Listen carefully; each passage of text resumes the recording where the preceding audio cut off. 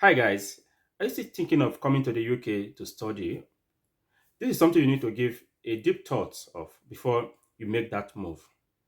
So many changes have been going on within the UK immigration system and the UK university system. There have been some official statements in some of these changes, while some of the changes there hasn't been any official statement, but things are happening. So in this video, I'll be talking about some of the recent changes or some of the recent trends within the UK university that they've not released any official statements to that effect, but all of this has been going on. So that's why you need to watch this video to the end and share to everybody you need to share to so that those who are not aware will be aware and make up their mind if they are willing to go forward with their UK admission process or they want to look elsewhere because it's no longer business as usual. Hi guys, you're welcome to my YouTube channel. If you are new, you can subscribe to this channel. In this channel, I talk about ways you can study in the UK. I talk about lifestyle.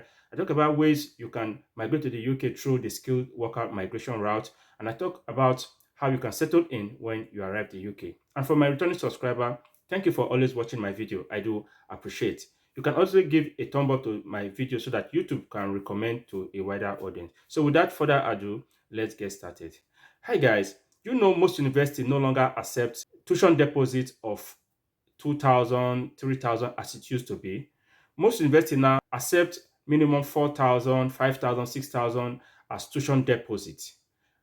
The worst of it is some university are even coming up with some rules that students from certain region or certain country need to pay 100% tuition fee before they can be given a CAS.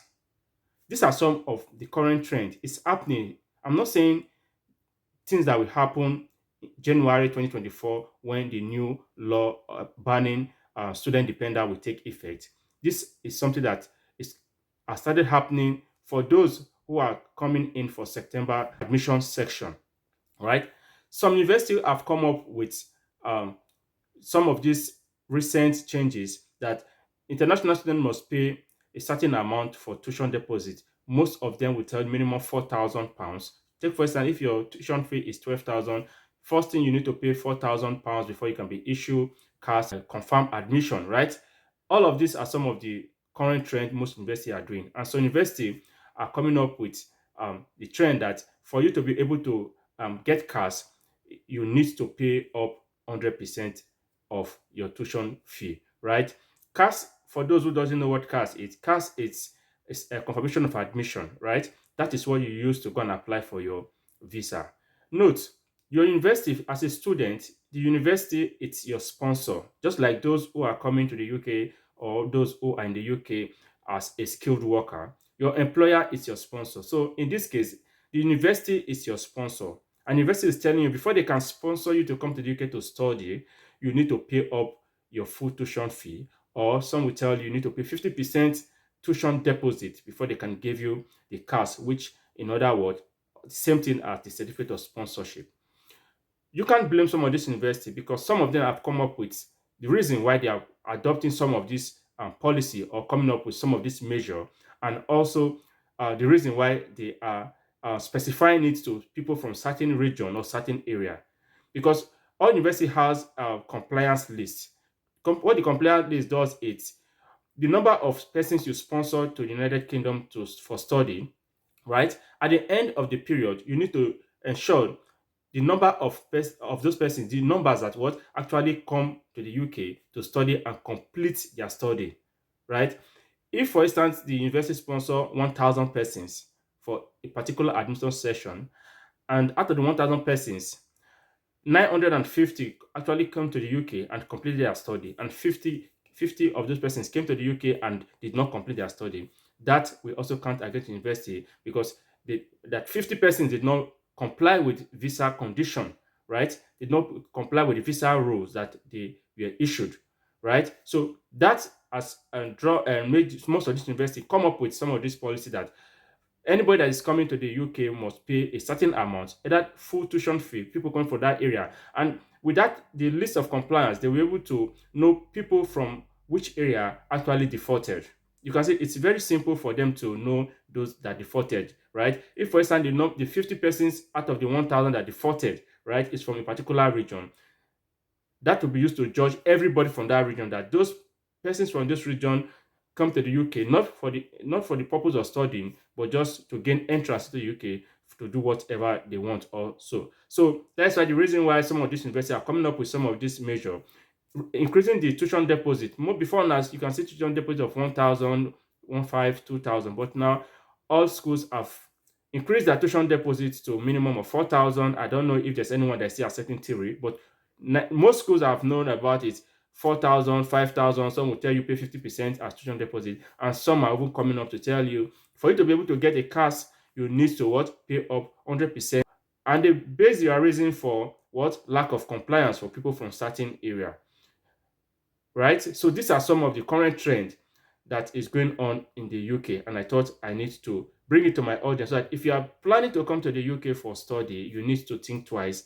Does it worth it, right? Because after studying, you need to face the ordeal of what, getting a visa sponsorship job, and it has been announced in the recent statement from the UK Home Office that you can no longer switch from your student visa to a work visa while you are still studying. You must complete your study before you can what, apply for a skilled worker job.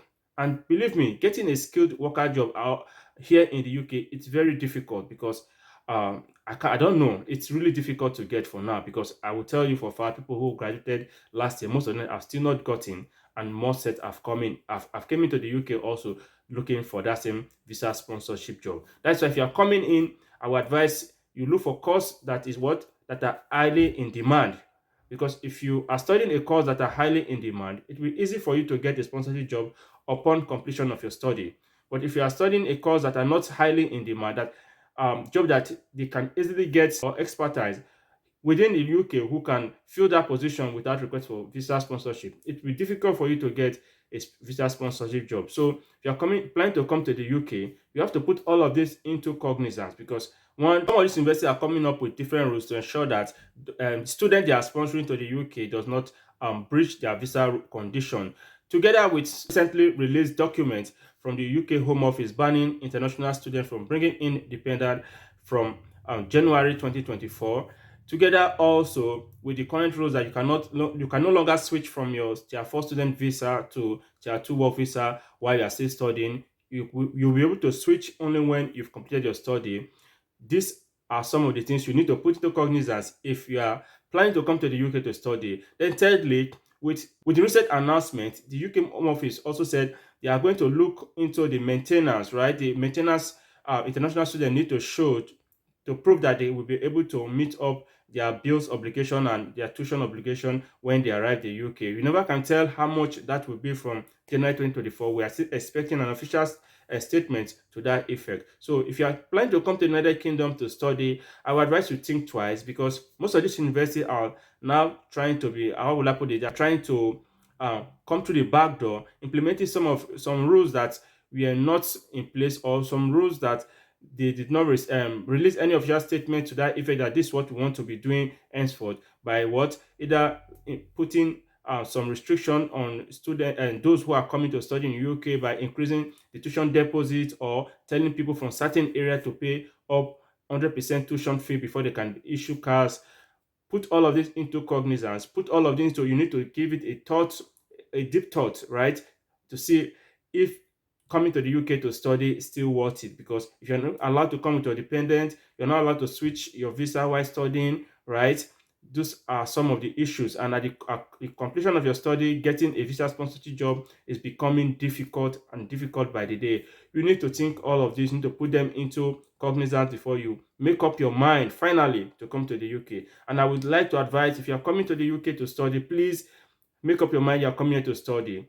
If you're coming here to study, if you arrived in the UK and you did not complete your study, this will form compliance, like lack of compliance, and it will affect so many persons. Your action today will affect somebody that will be coming tomorrow, because your action today will be judged. We used to judge those who will be coming after you. So guys, if you are coming to the UK for study, if you know you are coming here for study, please come here genuinely to study, so that you not use your action or inaction to affect those who will be coming after you. So guys, I try to bring up this update so that if you want to come to the UK, you need to what? Give it a deep thought, and if it's worth it, you can go ahead. But if you know all of this is not something you want to do, you can look elsewhere. Thank you very much. We've come to the end of today's video. If this video is something you like, please, you can subscribe to this channel, share with your friend. There's a Telegram group beneath the description box. You can as well join the Telegram group, and we form a community where you can ask questions. And I tell you, there's many persons there who can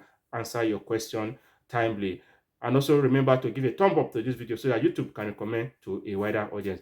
Thank you. See you in my next video.